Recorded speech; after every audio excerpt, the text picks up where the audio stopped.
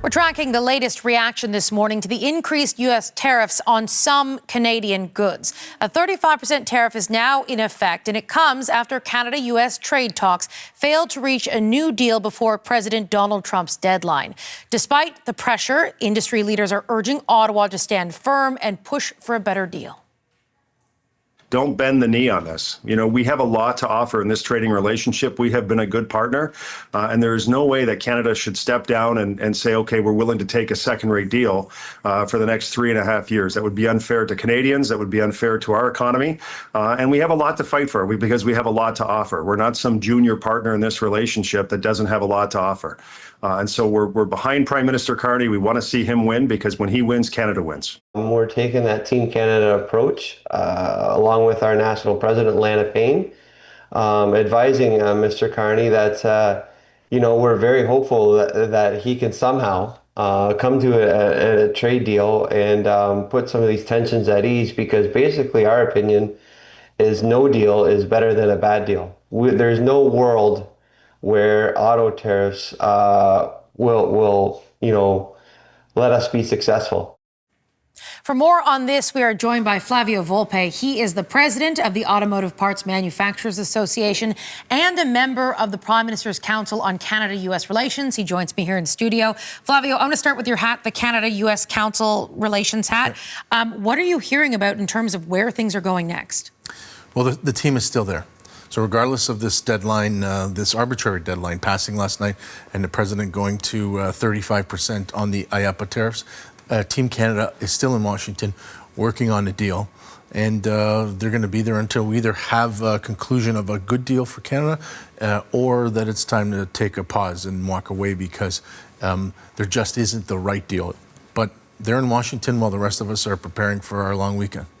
I was going to say, so again, not necessarily looking specifically at your role with the Automotive Parts Manufacturers Association, but the more of a broader Canada-U.S. relationship question here.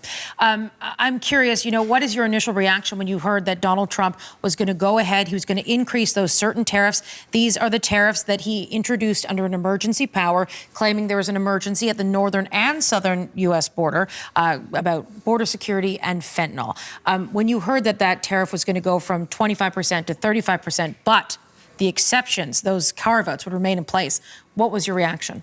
The carve-outs are really important. For the vast majority of the Canadian economy, it trades under the CUSMA or the USMCA compliance rules. Those are still, that exemption is still in place. I think what the president was trying to do a few weeks ago was to put everybody on this August 1st deadline and then a whole bunch of bilateral conversations to play trading partners against each other. And we saw that play out over the last week.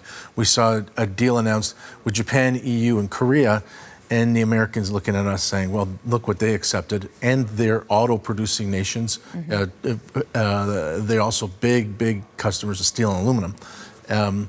Your turn. Well, that deadline's passed now. And, the one thing that the Team Canada needs to be lauded for is we didn't rush into a deal just because somebody else put some pressure on us. Here we are the morning after.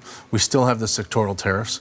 We had these IEEPA tariffs go up 10%, but really for everybody who's USMCA compliant, there's nothing different this morning.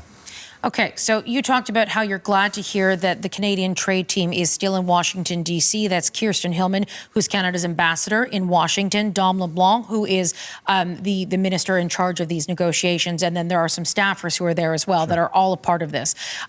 What do you want to see them do next? What do you think the next move is for Canada? I think if we look at the most affected sectors, we look at steel. Mm-hmm. And, before we had a July 21st deadline that then moved to August 1st, the Prime Minister was talking about steel retaliatory package. They did something really importantly about 2 weeks ago on establishing quotas for other countries' importation of steels, but it's not addressing steel coming in from the U.S.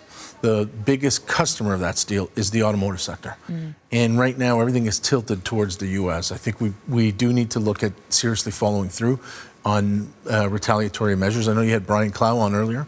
And, there's a strategic value in that retaliation. I'll remind everybody that only China and Canada retaliated. Because I think China and Canada have unique leverage with the U.S. economy. This is a moment, I think, when we write the history books that Trump has put the U.S. behind China geopolitically, unfortunately. And Canada is the only real partner to the U.S., matching, harmonizing all of our protection, whether that's the trade protection or on FDI, on China.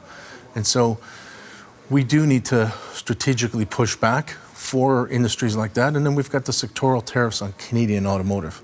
That's got exports down 25 to 35%, depending on which car company. Those are real people's jobs. Those are real orders, and those are orders of parts that buy the steel, that buy the aluminum. And we do need to do something in the interim.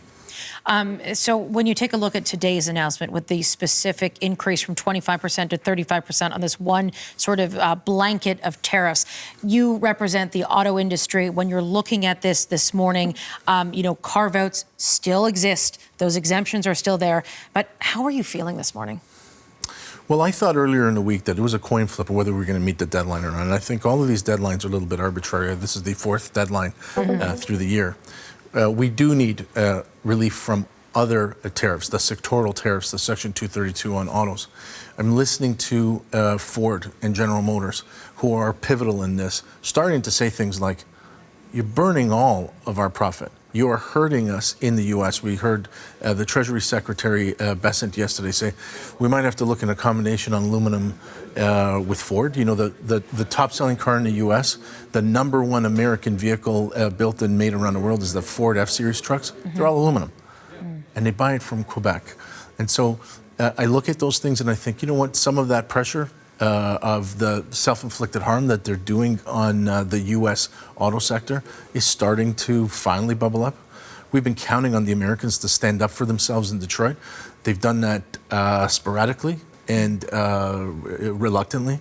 But if the White House does things that are good for Detroit, they're going to be good for Ontario.